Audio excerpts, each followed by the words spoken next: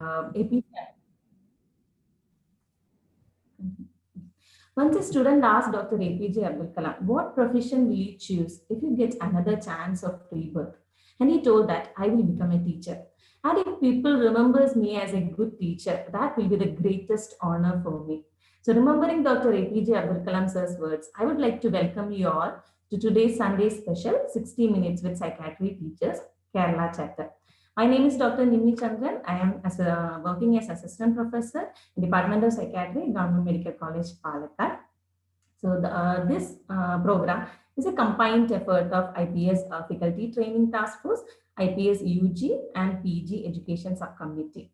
So with immense pleasure, I would like to welcome our first speaker, Professor Verghese Pannu sir. Professor Verghese Pannu sir is one of the senior most professors in psychiatry. He is a role model for many young psychiatrists. He is currently working as head of Department of Psychiatry, Government Medical College, Kottayam. He also inspired many medical students to take up psychiatry as a career. So I think he is the best person we can get to speak on how to make psychiatry interesting for the undergraduate students and interns. So I welcome Professor Verghese sir to this session. Over to you, sir.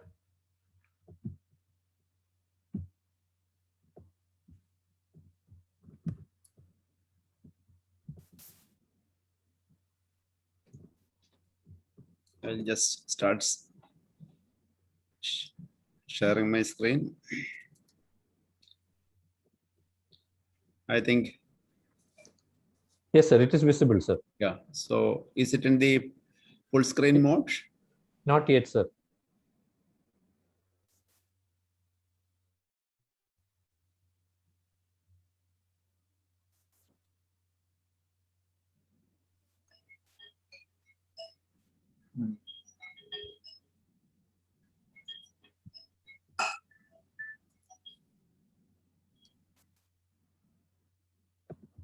Sorry, some changes. My doctor made some changes on it. Yeah. Click on slideshow, sir. You'll have that full screen.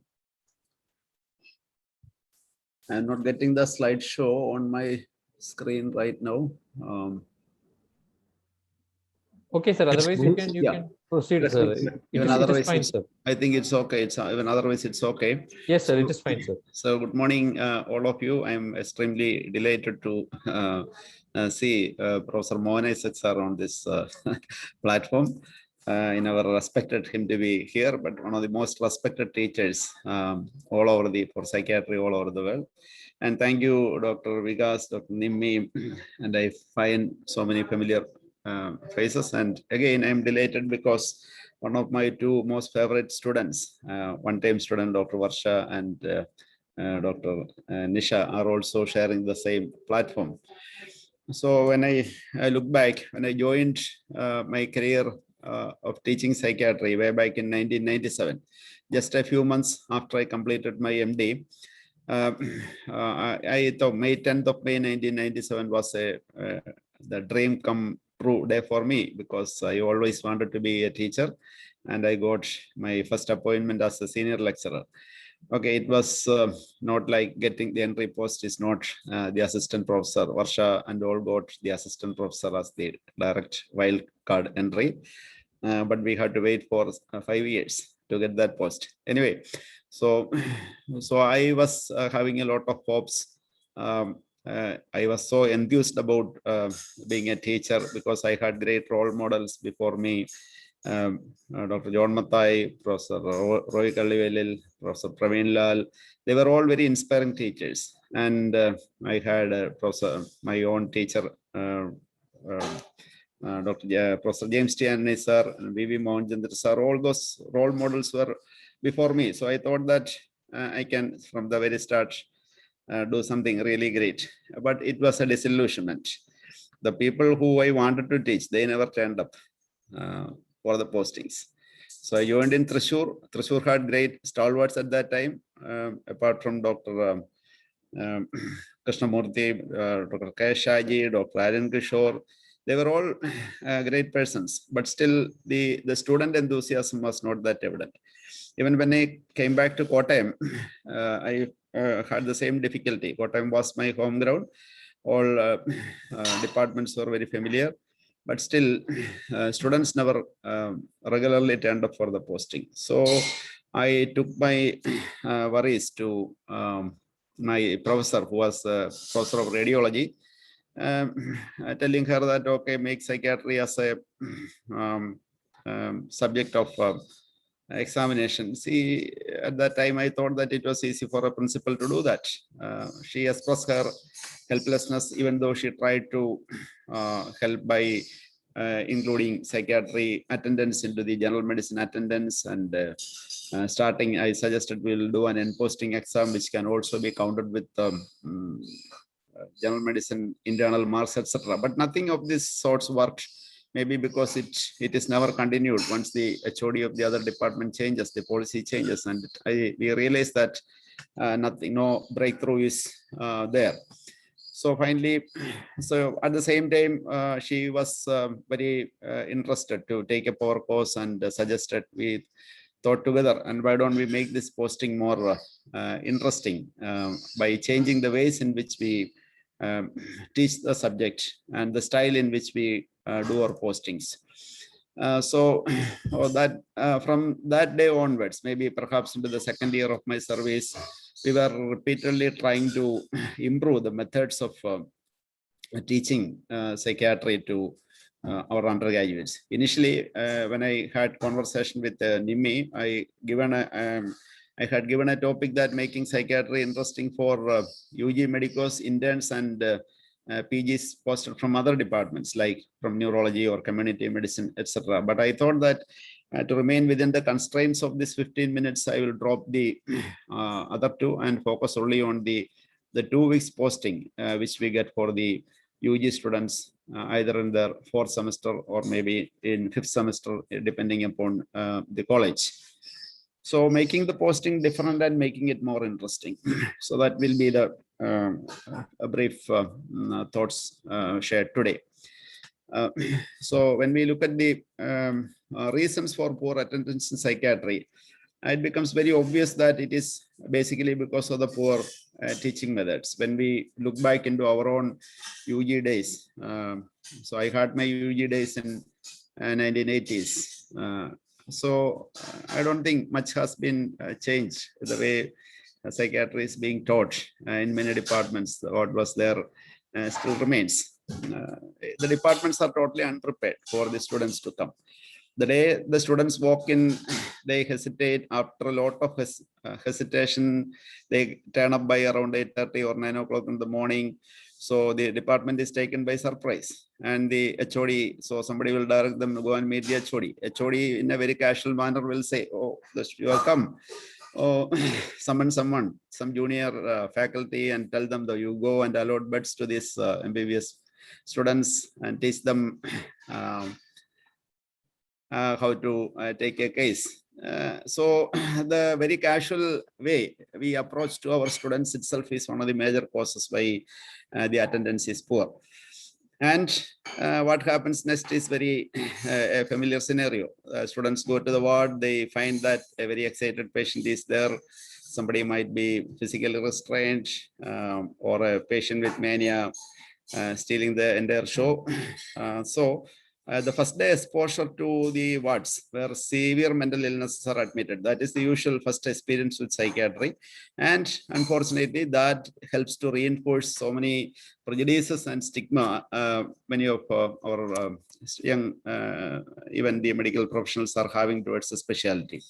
So the several don'ts exposing them to severe mental illness on the first day was one of the major reasons, which we recognize later, that something which turns many students away from the posting. They come with a lot of curiosity to see what is happening, because they know that it's a different specialty. But the day one turns off and turns down and turns away most of the students. So from these feedbacks, we thought that we improvised our posting in such a way that making the first day as a very important day. So it should be, so we do some homework, know which part of the academic year the students are being posted. And we make, I have tried, especially in my experience in Kottayam and Alleppey. So my faculty members were so helpful uh, they were all having the same idea to improve the UG training. And I'm proud to say that these colleges perhaps are one of the best UG training programs in Kerala now. So it should be the senior faculty should either the HOD or a senior person should take care of the UG students on the day one. And they should feel that they are very important persons around, because again, it's important because all our clinical work or academic work, everything is meant to train UG's UG MBBS. That is the basic purpose of a medical college or a medical training institute, to train the undergraduates. So they are the VIPs, they should be the VIPs. And an ice-breaking self-introductions are extremely helpful to know the students by their name. So usually 13, 14 students come and it's not even they, I'm talking about the posting, not the theory classes. So to know them by their name, their place of residence, where do they stay, or in the hostel or somewhere outside or a day scholar, all these things make them very feel very free. And even the faculty can do some reflections or self-introductions, or maybe even self-revelations by psychiatry. So many students will have that question in their mind, why you have taken up psychiatry, because they will never ask a cardiologist or a nephrologist why you have taken cardiology or nephrology. But it's a question which we always face. Why did you choose psychiatry? So that question can be answered or reflected, and very important to elicit their own ideas about mind and mental illness. So with after all these introductions, we can we have been doing, my colleagues have been making excellent questions, pre-test questions. It is not like an MCQ. This pre-test is meant to elicit their ideas and beliefs about psychiatry, mental illnesses in particular, etc. Not any factual questions from pharmacology or neuroanatomy, not like that. So this ice breaking is very important. And the first date is important. We go on to, so we have developed a method of going on, starting the discussions with my fascinate them. So topics like dreams, maybe things like phantom limb phenomena, which they might have come across in surgery or orthopedic ward. So it's only a small paragraph in Bailey and Love. So when we start speaking about that, becomes interesting. Or simple questions like why you cannot tickle yourself, or recent events like some celebrities disclosing about their treatment or depression, etc.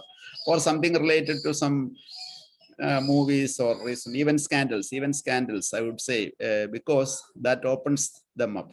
That opens up so the students, I feel that most of them are very good students, but when they come to psychiatry, they feel inhibited because of so many factors. Their fear, maybe their so they feel overwhelmed by all this different kind of a clinical situation prevailing in, especially when they're exposed to serious mental illnesses, as I mentioned before. So with all these initial ice breakings and introductions, they'll be eager to hear about what the science behind the mind is. So we have evolved first day, second day systems in such a way as to introduce psychiatry as a part of neuroscience, because they have learned their first MBBS anatomy, so related to their level of neuroanatomy and neurophysiology, and the pharmacology posting which they are going through, most probably when they are coming to the psychiatry department. So introduce psychiatry as a brain science, talk about the evolution of the brain.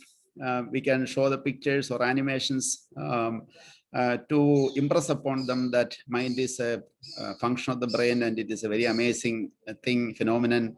And so they get naturally enthused, and there we will be able to generate a sense of awe, and a lot of curiosity is being generated. And of course, we need to spice with a little humors and side stories, etc. Finally, they should feel a feeling of genuineness from the first 2 days. So with this changed approach, we can see that the attendance, the first day, out of 17 people come, some 13, usually 12, 13 people come. Next day, when we use the previous conventional pattern, first day 12, 13, next day 3 or 4, 5 or 6, etc. Like that, it dwindles, and sometimes they may even totally disappear. So with this changed approach, we can slowly see that the 11 or 12 who comes on the first day, most second day, third day, it could be the full attendance most of the time. That has been a very promising this thing. And it is important to provide for a graded exposure rather than exposing them to schizophrenia or the kind of acute mania. Let them be observers. Let us not ask them to take cases and present. Let it wait. Anyway, they are there for 2 weeks. For the first 3-4 days, they are broken. They are divided into groups of 3 or 4, taken to the OP cubicles or our specialty clinics, etc.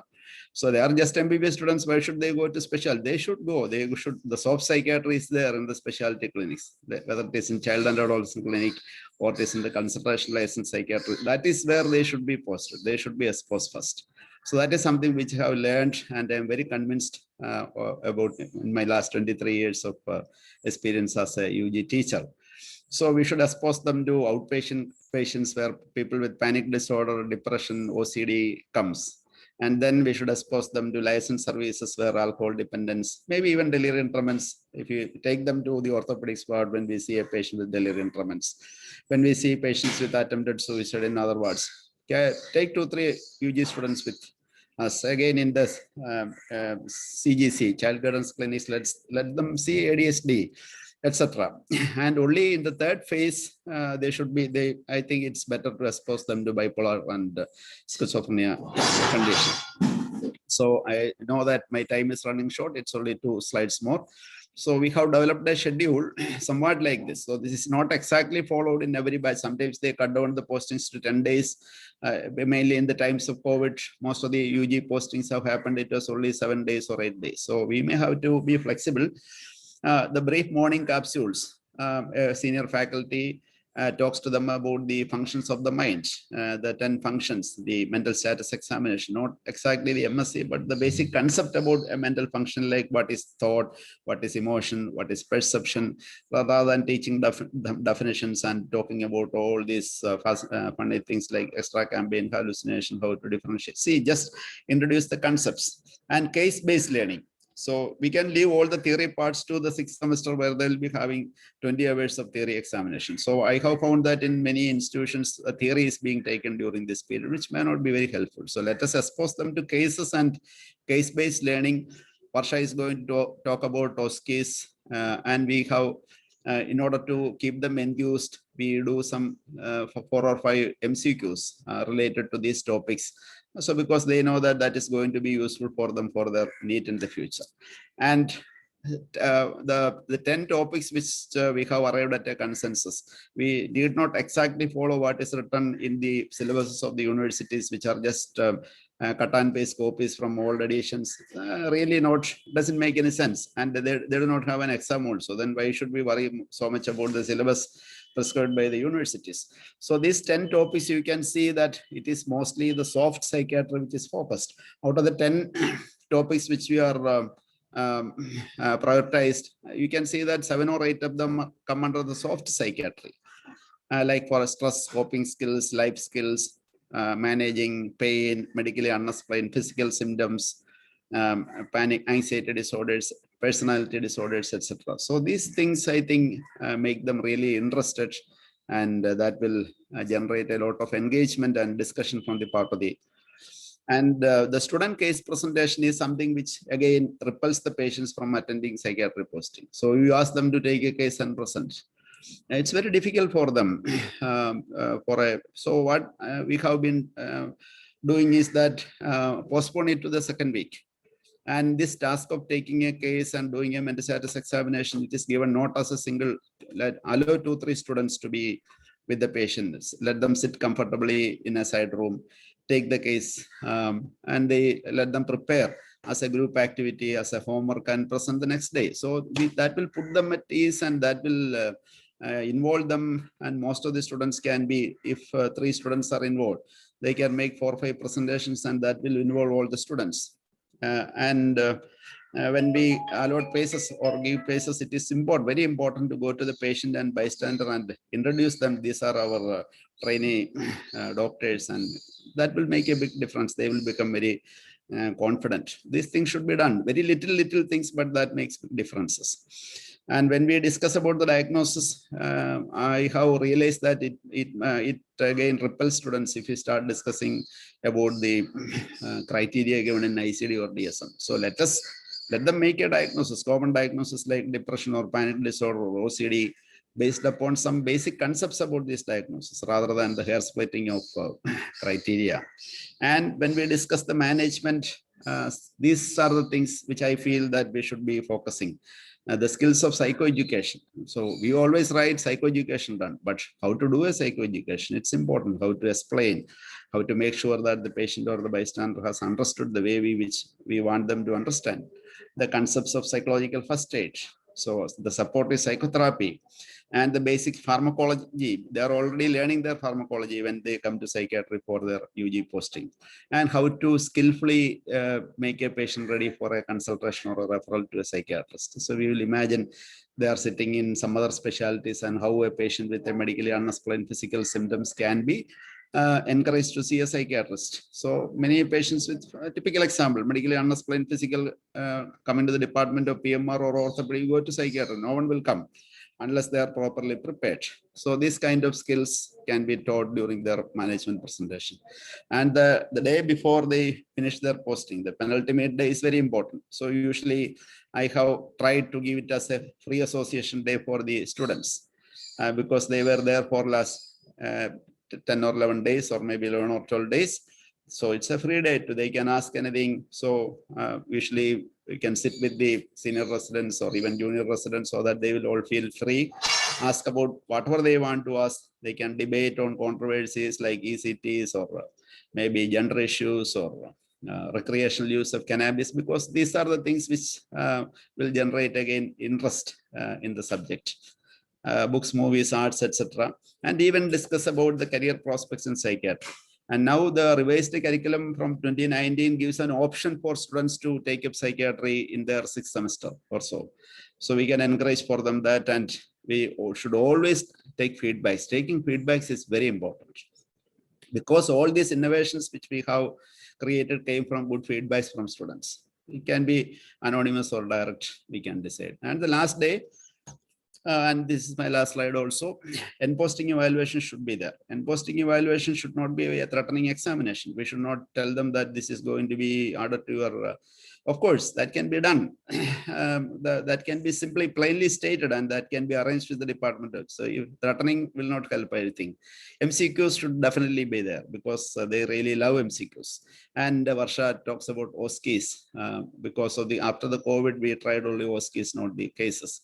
And case discussions, again, not the case given on that day of examination. They can present a case which they have. Even for PG, MD examination, we do that now.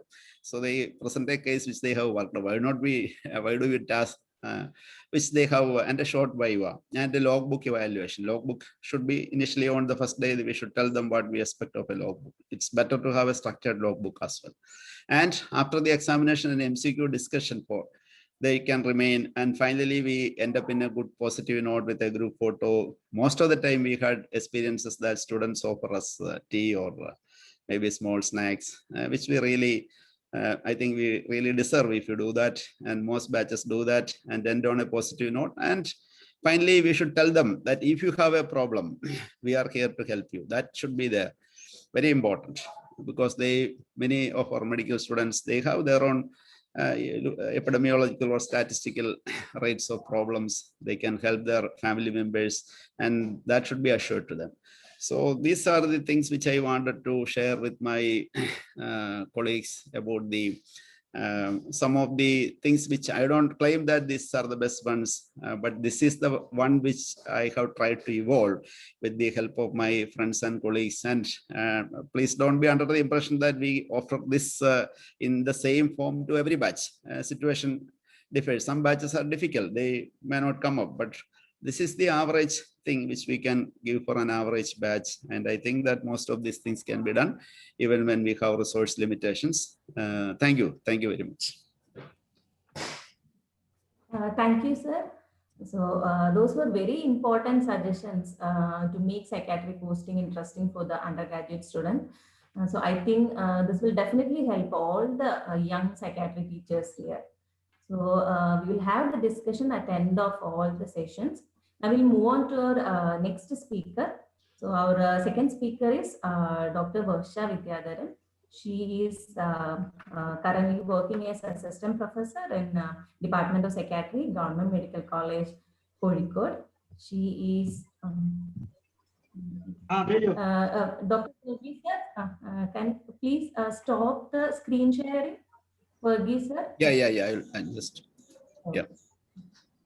So, Dr. Varsha is a well-known speaker in various social media platforms and the schools and the TV channels. She has done her MD Psychiatry from Government Medical College, Kottayam. She also holds an MPhil degree. She is also a very inspirational teacher, and her students tells that she is very warm and very friendly with them. So, the madam will be speaking about OSCE as a teaching method in psychiatry. So, I welcome Dr. Varsha. Over to you, madam.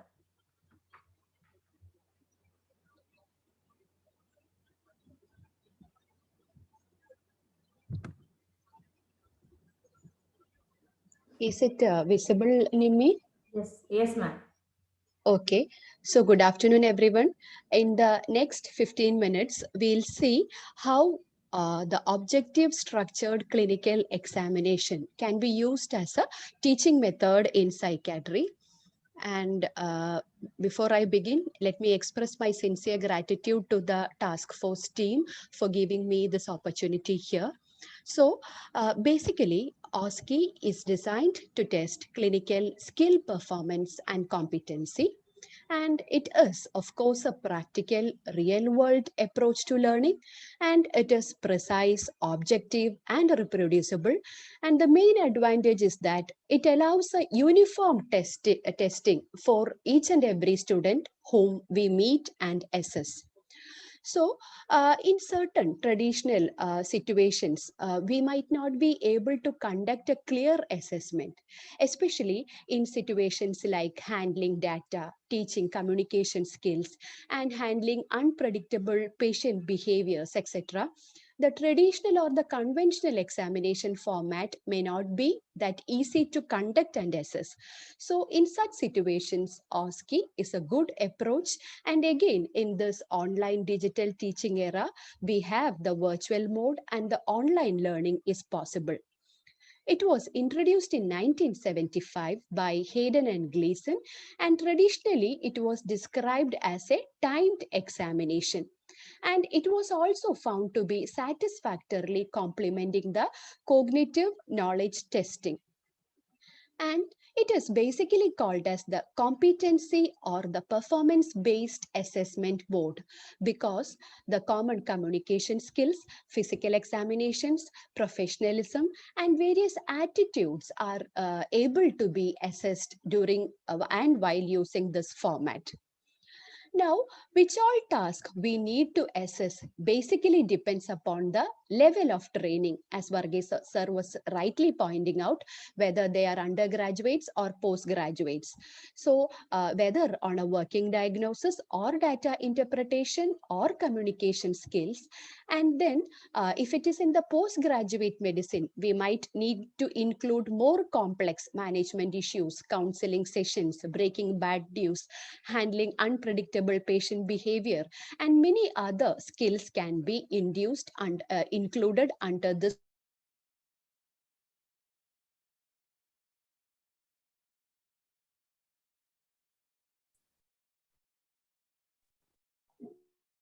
Each examination station is designed to focus on an area of clinical competence, and we have a standardized scoring tool to record it, to assess it. Again, why do we call it as structured? Because each candidate experiences the same problem, same situation, same time, and the same marking format is being used.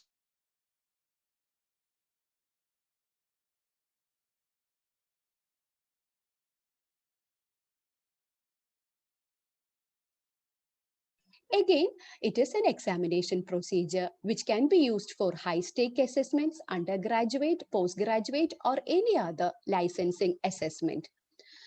Now, we have few basic steps. that is determining the OSCE team. Again, the skills are to be decided, and then we have an objective marking scheme. And again, we recruit and train and then go on to the logistics of the examination process.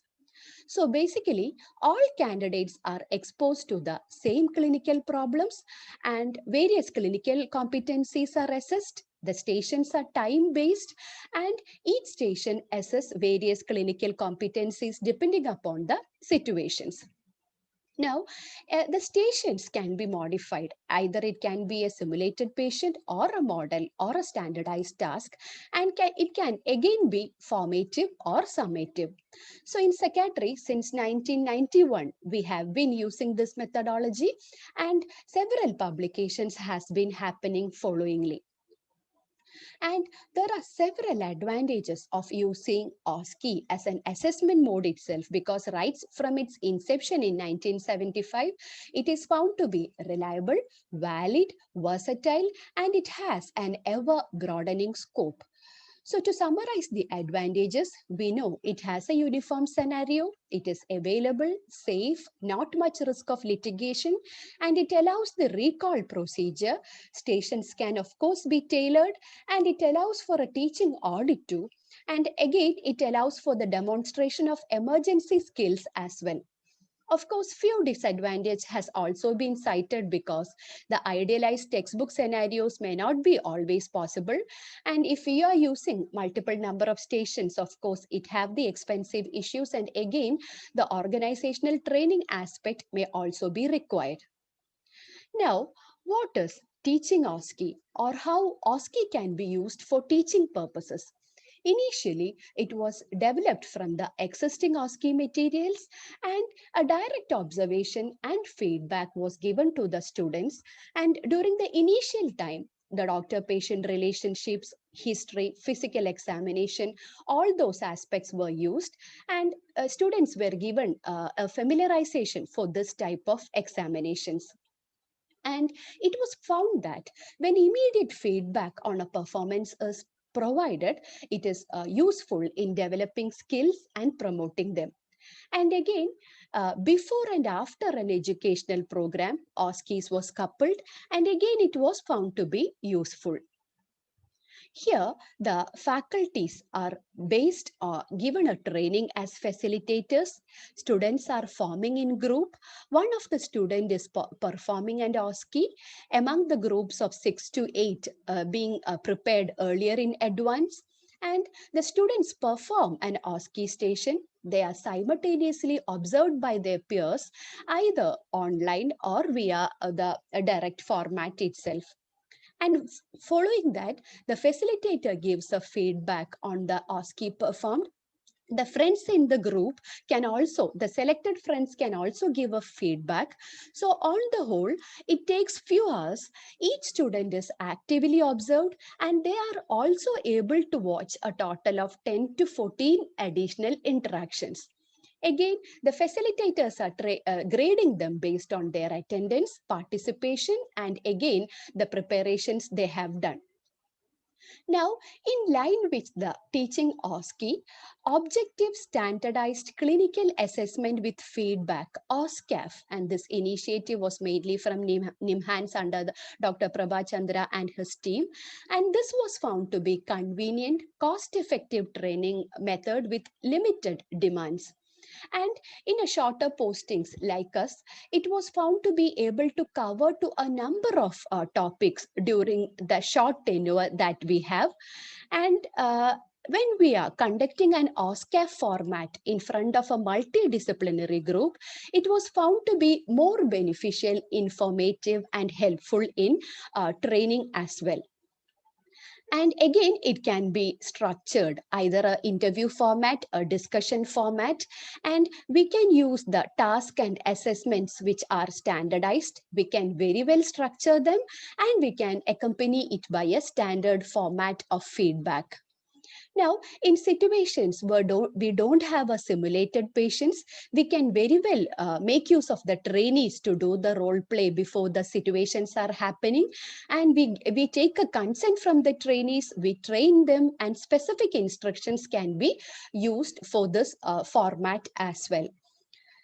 So followed by this, that is the role plays or whatever may be, the structured checklist can also be used, and each item can be rated either satisfactory or unsatisfactory by the deputed members. So teaching OSCE and OSCAF basically uses the format where we observe them, then we give them a feedback, and then we try to modify their clinical competency skills. Now, Team OSCE, the TOSCE, was yet another initiative following the OSCAF methodology, and it was mainly found to promote the multidisciplinary work in mental health settings. Especially, we know us as a teamwork where we have a psychiatrist, psychiatric social worker, clinical psychologist. So this technique was found to be helpful to improve the interprofessional training as well.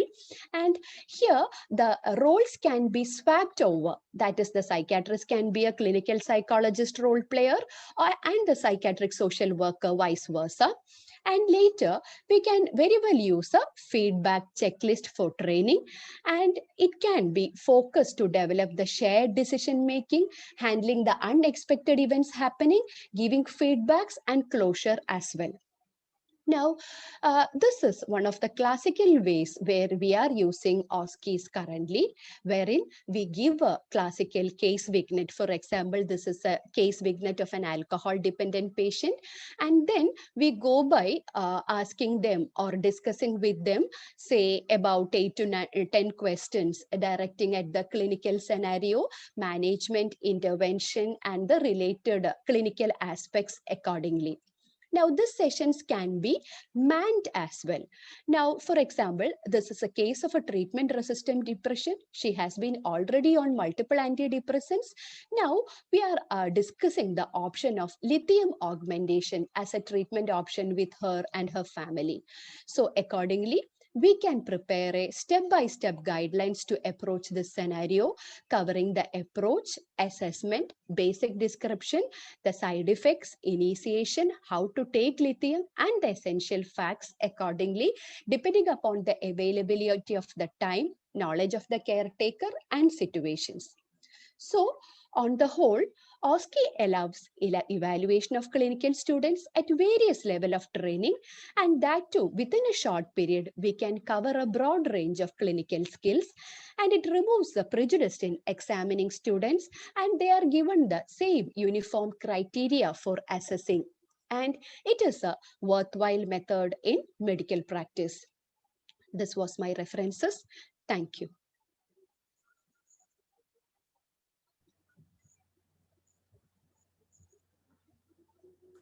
Thank you, Dr. Varsha. This was a much needed talk in the current pandemic scenario. I think this will definitely improve the skills of our postgraduate students.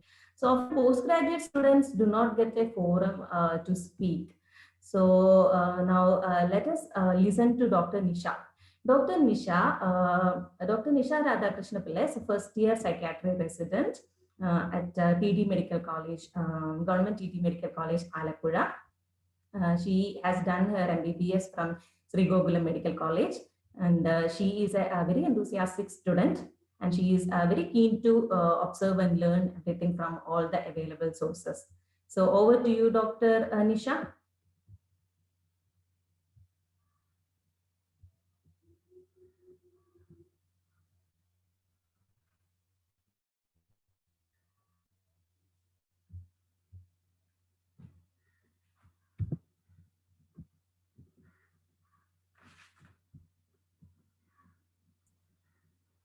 Dr. Nisha, kindly unmute yourself.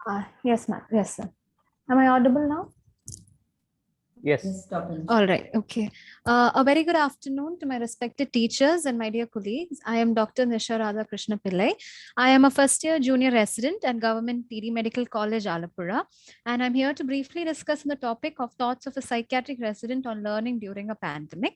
To start with, I am actually a single postgraduate student in my department. That is, per year, it is a single seat occupancy.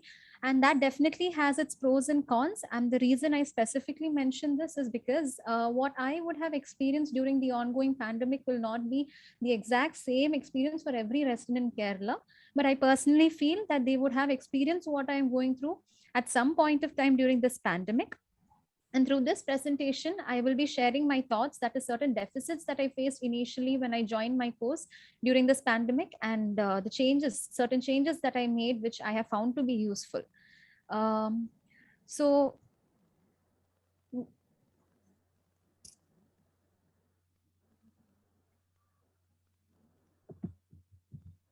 So what I expected when I joined my postgraduate course in psychiatry is that during my undergraduate period, as Dr. Varghese had actually mentioned, when we were posted in psychiatry, our department was very actively involving UG students. They used to take us for consultation license. They used to make sure even during taking histories, they would give a practical touch to it, and they were involving us in all curricular activities that they had planned for us.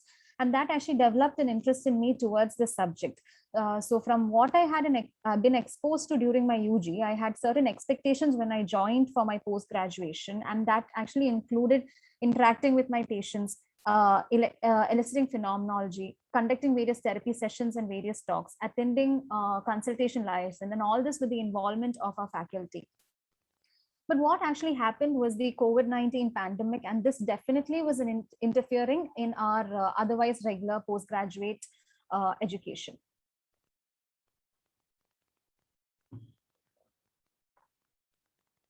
There's something. Okay. So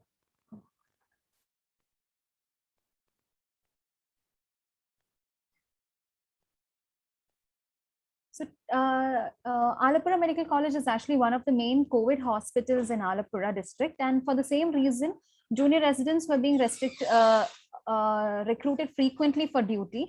Likewise, within 1 month of joining itself, I had to go for my COVID duty. So just to make you aware of how the pandemic situation had actually affected our situation, showing you our statistical data. This is actually the number of patients attending the outpatient department. In 2019, around the number of old cases that had attended our OPD was next to 25,000, and the number of new cases were around 2,952. And coming to 2020, that is during the pandemic, around 16,000 cases, and new cases were around 1,760. That is, there was around a difference of around 7,000 cases attending the OPD during these two periods. Similarly, the number of patients admitted in 2019, before the pandemic, the IP admissions in a year was around 712, and coming to 2020, it was 395, which was like a 50% decrease in patient load. So from this, from here,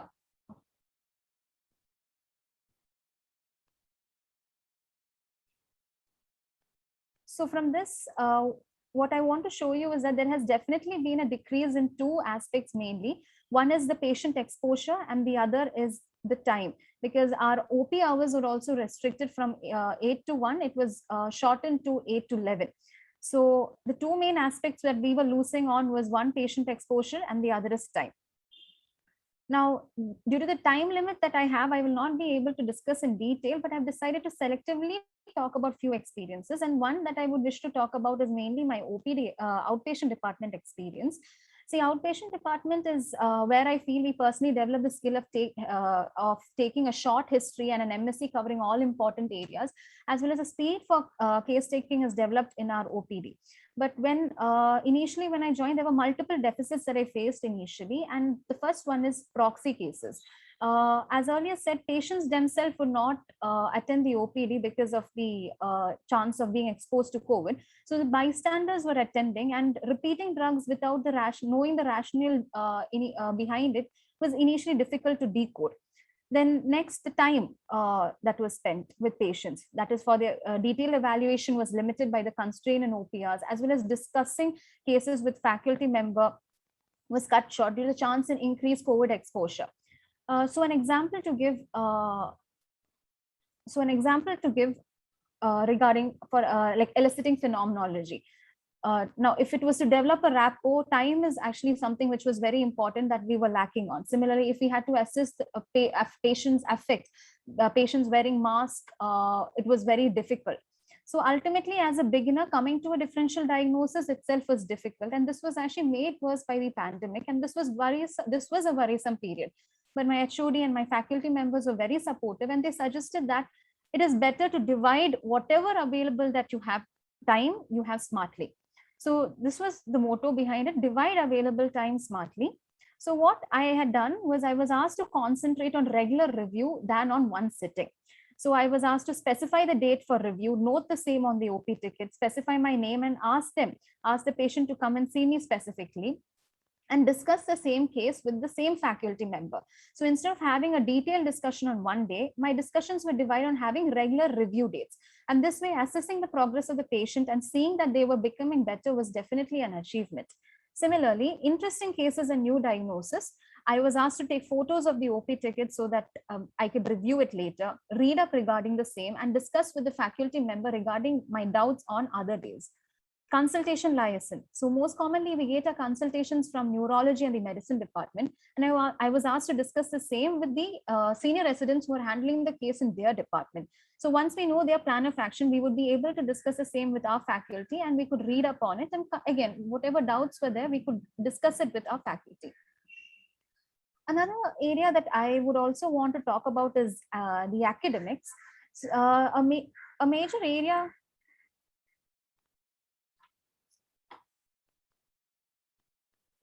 Sorry. Yeah, so academics, a major area that is affected during a pandemic situation is basically our academics. In our postgraduate course is definitely during this pandemic, which mainly, I'm so sorry, there's something wrong with my laptop. Yeah, okay. So a major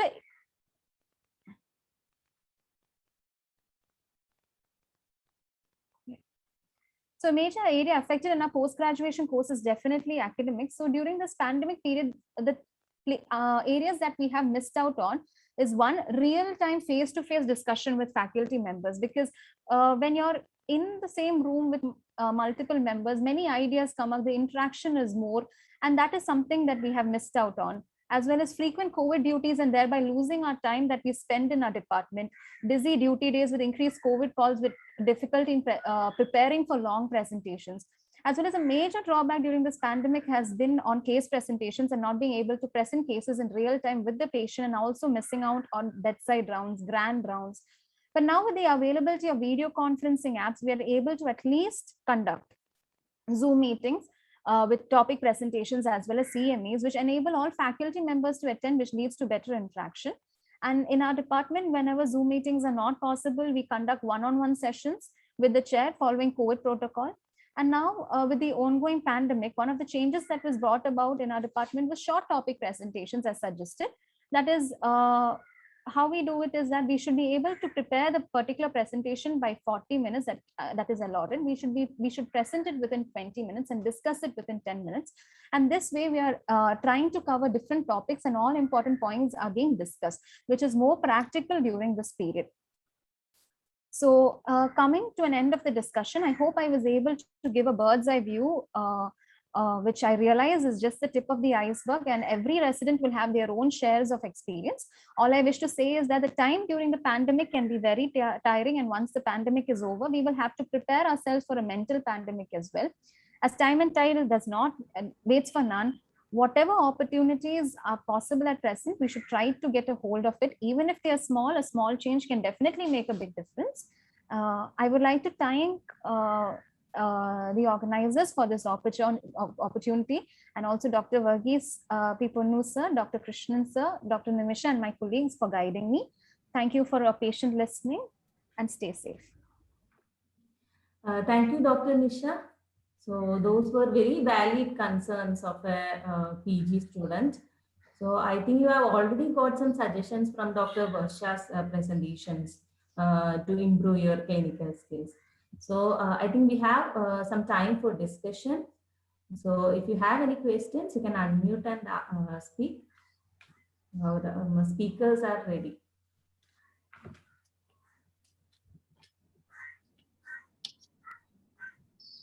I have one question, sir, to Varghese, sir.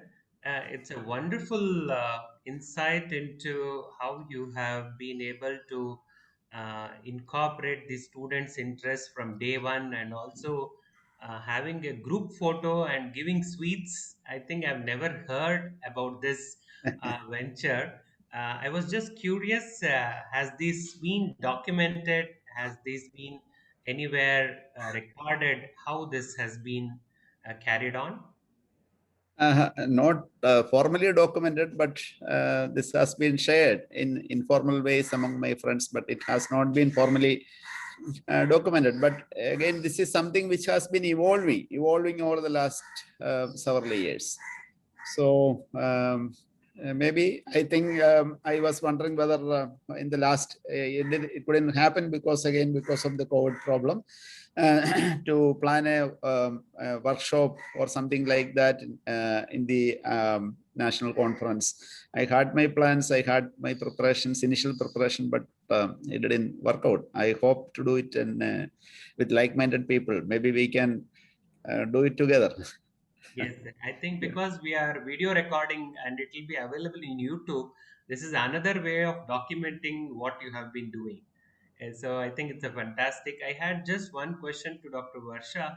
I was just curious how you have implemented OSCEs in your department, and to who is it, for undergraduates or postgraduates, and what has been your experience in implementing it? Yes, sir. Before I answer this question, I was so fortunate to be a student of Varghese sir. And as he rightly pointed out, he used to teach us about the so-called AHA experience. Like after seeing a patient or after discussing a situation, we ourselves feel so happy. So whatever little teaching or whatever little passion we have regarding the subject, one of the main inspiring teachers, I would always acknowledge him regarding that. Sir, regarding OSCE, we have only limited experience. Like in postgraduates mainly, we use this for a manned or unmanned stations. And if it is unmanned, we give them the scenarios and then ask them to discuss to us regarding that. And if it is manned, basically we keep a simulated patient, or sometimes we do role plays with our interns, and then we see them, we observe them discussing the various aspects. For example, asking them to describe regarding bad news breaking or something, how to handle a complicated situation of a particular scenario, and then we give a feedback to them regarding how could they do it even more better. And then similarly, we also make the other residents to watch it, and somehow we have been managing all this currently in an online mode also, and then we give the suggestions. Now, last time we used this OSCE was when our center was a DNB practical exam station. And then during the first pandemic wave, we had a OSCE session, and then it was mainly used for assessment at that time. And there was manned and unmanned stations at that time also. So you mentioned somewhere that it is in the process of publication. Is that you are documenting this, madam? No, sir. I actually described regarding the publications which have been happening regarding this since the inception of the teaching OSCE. And from early 2000s, we can see several publications from 2002, and from 2008-9, we have several publications from India itself. And the current publications are, I think, mainly from the NIMHANS team. And we are in the process of structuring it actually. Thank you, madam. There is one question from Dr. Vinay to Professor Varghese, sir.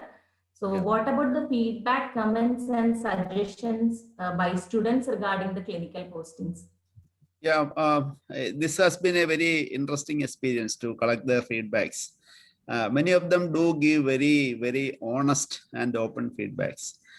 Some of them are critical, not it's very always very appreciating always. And it is from these feedbacks that we have evolved systems like allotting 2 or 3 students together for a case and their homework kind of things, taking them for specialty clinics. All these changes we have affected through their feedbacks only. And something again interesting, these feedbacks, some of the students were children of our own faculty in other departments. So they have taken this idea to some other departments, and I'm happy to say that even other departments have somewhat tried to follow because all these people say, okay, they are very interested about psychiatry posting. So we had some such good experiences as well, other departments trying to imitate and copy our models. So I think we should be ready to take good feedbacks from UGs. They're very open and be ready to accept criticisms also. Okay, sir. Thank you, sir. So, is there any other questions?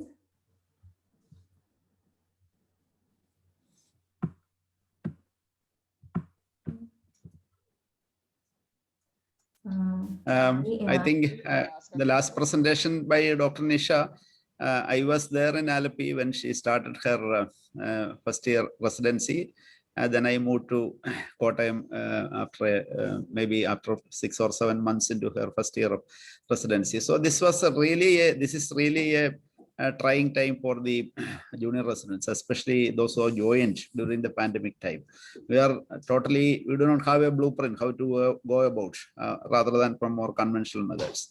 So as she was telling, using this as an opportunity, again, in fact, I suggested Dr. Nisha's name to me because she was one person who had really gone through all this difficult with a single trainee and all the COVID duties and other kind of things. But ultimately, I think we should really, I think all the junior residents in other general hospital departments will also be going through almost somewhat similar experiences. But these are all learning experiences. Don't be disheartened by this thing, and this will definitely contribute to your growth. And you said the answer also. Use the time smartly. Innovate the methods. And I'm sure that the Alleppey department and all other departments are really innovating and finding out ways to tackle this problem of getting trained during the pandemic times. And I should congratulate both, especially Dr. Nisha and Dr. Varsha, for this very insightful presentations. So there is one more question. Any other medical college who is conducting OSCE regularly? So Dr. Varsha, if you know. I think almost all teaching colleges have some or the other form being utilized, like may not be in the exact format or in the exact teaching perspective, but then some or the other way they have been using it, hopefully. Okay, madam. Thank you, madam. So, if anyone has any other questions, Dr. Anil, you can unmute yourself and speak, sir. Am I audible, madam? Hello, am I audible? Dr. Anil, you're faintly audible. It's not clear. I think you have to a little loud. First of all, before I ask my question to Dr. Varsha, thank you, Varghese sir, for a very, very nice presentation and very practical presentation. And I also wish to thank Professor Isaac sir, who has always been there with us whenever it comes to UG teaching. So we have always had his blessings. So I'll thank him for that. My question to Dr. Varsha is, Dr. Varsha, I'd like to ask you how much time does actually go into preparation of a good OSCE? Because everybody is doing things in their own ways. But how much time do you usually put in to prepare, say, a set of 8 stations for MD students? So basically, going through the literature and a little bit practical experience, I think we can tailor the amount of time, like 5 minutes, 10 minutes, 15 minutes. Structured sessions can be made. Again, 3 to 4 minutes pre-feedback and post feedback can be given. So on the whole process, usually the literature also says the whole process may take 2 to 3 hours. Again, we can split them and we can tailor make them depending upon the scenarios and depending upon the duration of the posting we have and the multidisciplinary team we have, and a number of other factors need also to be considered about it, I think. I also wanted to ask you about how much time actually do you spend in making an OSCE setup for such an examination? Sir, I couldn't hear it completely. How much time actually do you have to spend for making a good OSCE session? Yes, sir. Department. That is actually, we might need about 10 to 15 hours initially to make it more objective, structured format. But then once it is done, it's basically easy to carry out. So initial period of teamwork is definitely needed to make it objective and structured. Thank you so much. And then afterwards, the same things can be used over and over again. Thank you. Depending upon, and again, we can keep on modifying them depending upon the crew or the group with which we are dealing with. Very right. Thank you for your answer.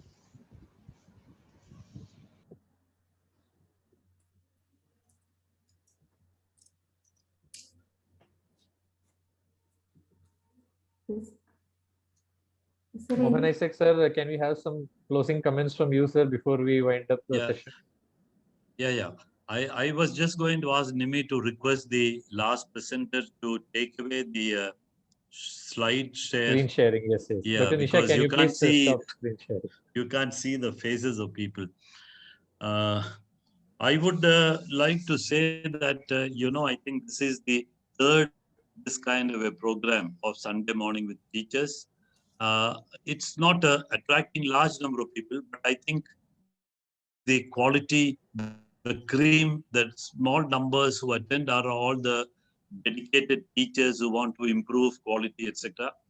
I think this is various areas of undergraduate and postgraduate teaching is indeed a very important area which the Indian Psychiatric Society and all of us have to continue working, because it is very easy, especially when the numbers increase, number of postgraduate training centers increase, the quality to come down. The latest validation for that is what Dr. Hinal Shah and her department conducted in the past 3 or 4 days. The mock exam. It was at any point in time attended by more than 500 to 600 people. That number, of course, is indicative of the fact that a lot of students in various centers who are undergoing a postgraduate training are concerned about their exam, and they wanted to come and see how these examiners conduct the exam, what are the questions asked, etc. I mean, that is a kind of a reflection of the need there is, but the greater need is for greater teaching, better teaching, etc. And I would think that these kinds of the Sunday morning programs, I have attended both the previous ones, where very experienced teachers talked. Today, of course, it is Dr. Varghese Punjas. I'll come to that a little later on. But last time it was Dr. Srinivasan, who was probably one of the very few people who has risen to become the dean of a college.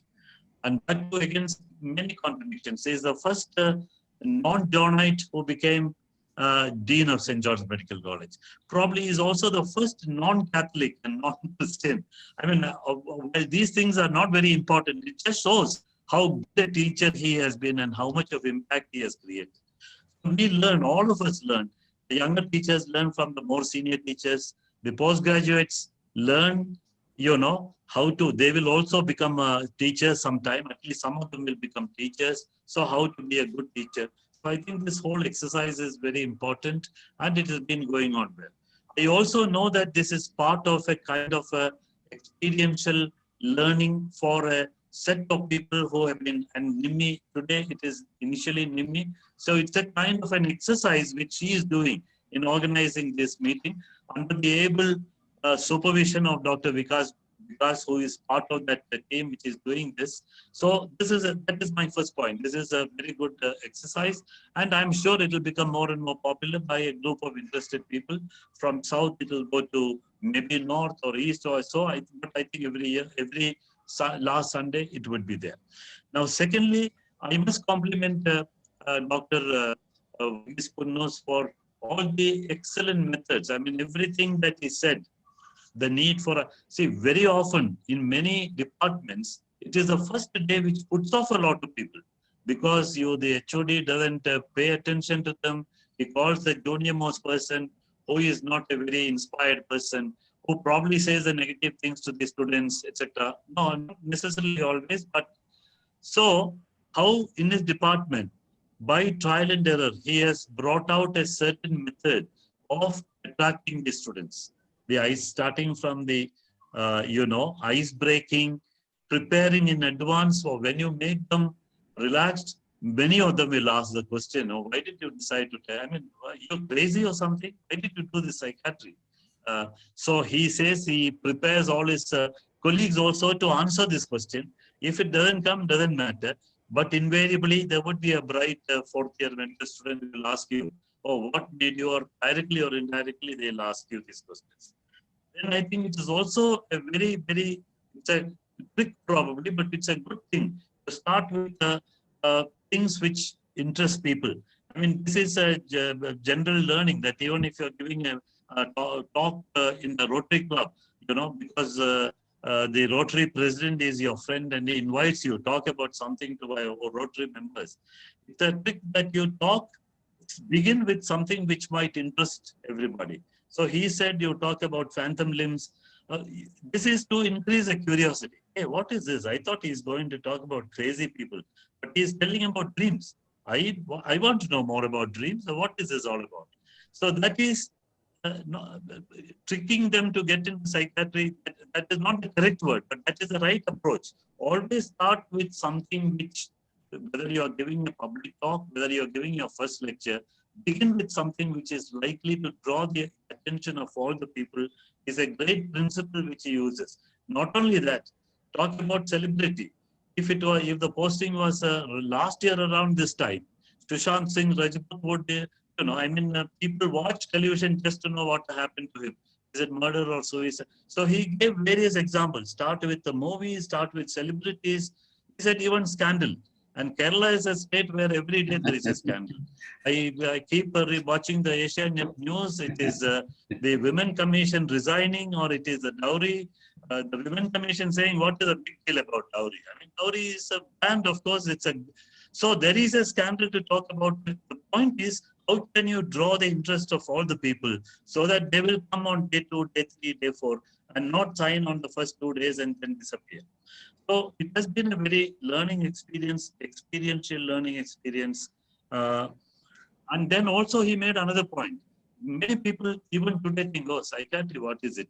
That is a brain science. Now, see, at least when I was doing 4th year, is it a brain science? Is the mind in the brain? It was maybe little, not very sure. But today nobody need have any doubt that everything is in the brain. And so different ways of engaging 4th year students to come regularly. And then of course you become serious, 10 topics. And you also said some very, very important points. They don't go away just like that. Always get feedbacks. He said that the program improved based on feedback. I think that's an important lesson. Anything that you do, getting a feedback would be good. And then it is not just walkover. There is an endo-posting evaluation, there is MCQ, there is OSCE, there is case discussion, there is logbook. So although it starts with fun, it starts with ice breaking. It's a serious 2 weeks of posting. So I learned a lot. I think it's a lesson for every, departments which are new, they're young teachers they don't come, they are not. These are all lessons.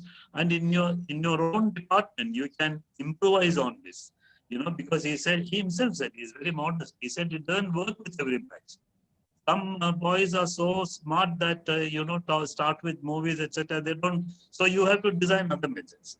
Now, the Dr. Varsha OSCE, of course, it is developed. I mean, I don't want to bias anybody. I worked in India for more than 30 years, exams, etc. Even the mock exam, which I observed, and I was also a participant, I saw Vikas in one of them, and many other familiar faces. This is still the old traditional method of examining. Then I went to Australia. They asked me to be an examiner in the Royal Australian New Zealand College. I first refused. I thought I will be a misfit. Now, they have a much more organized, structured kind of a thing where OSCE, ORCE, etc. are part. Now, somebody asked a question. How much time does it take for the teachers or the faculty to prepare an OSCE, etc.? Now, with the structured thing, there is greater responsibility. It is not as easy as the 3 days of mock exam, where you are already, you can just come and sit. It is sitting on an easy chair and asking questions.